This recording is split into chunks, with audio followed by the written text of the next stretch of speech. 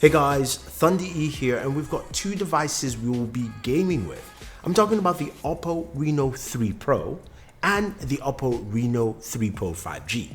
Now, this is the first time we've done two devices of the same company at the same time, but it's quite interesting to see what they have. So the Oppo Reno3 Pro has just been announced. This device comes in an aura blue, a midnight black, and a white. We've got the aura blue here, while the Oppo Reno3 Pro 5G was announced a little earlier. That's got the aurora style rainbow colors to it, right? So we can separate them there. Now, in terms of what is packed underneath the hood, the Oppo Reno3 Pro 5G comes with a 6.4-inch display. It also has a MediaTek P95 processor. It's a new processor from MediaTek, which also carries either 8 or 12 gigs of RAM, and you have storage options of either 128 or 256. So we'll see how gaming actually handles on this new bad boy, right?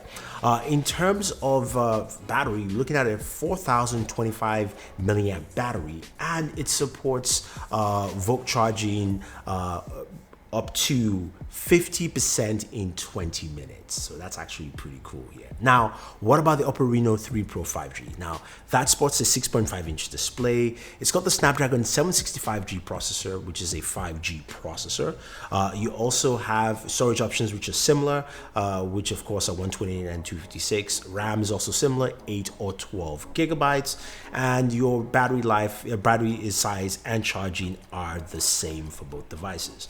But what do we have here gaming wise that's interesting? Now, we've never seen the 765 performance. We've never seen what the P95 does as well. So we're going to take a look at PUBG Mobile and of course Call of Duty Mobile to see how it games, see the settings, and check out some temperatures and see what we actually get from this device.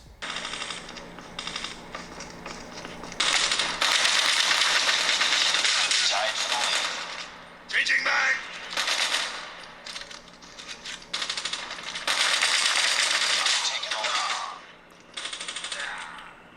Lost the lead.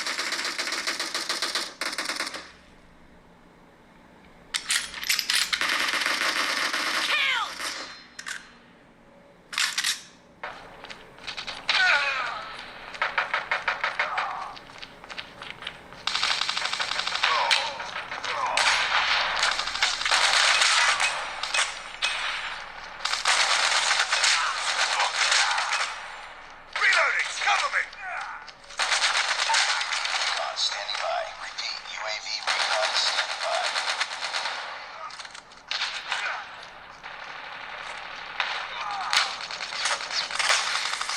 Flashbang!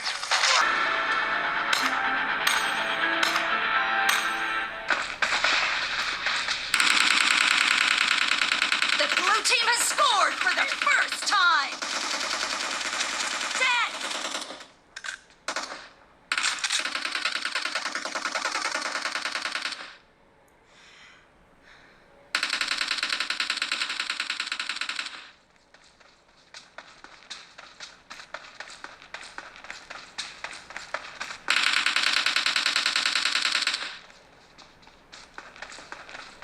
So when it comes to gaming, they both performed well and at the same level. Call of Duty Mobile, they both performed at the same graphical level, which was the highest setting, while PUBG, they both performed at high definition. So we have the same settings for both devices there. Now, in terms of temperatures, the Oppo Reno3 Pro did about 89 degrees, while the Oppo Reno3 5G was a little cooler, around 82. So there you have it.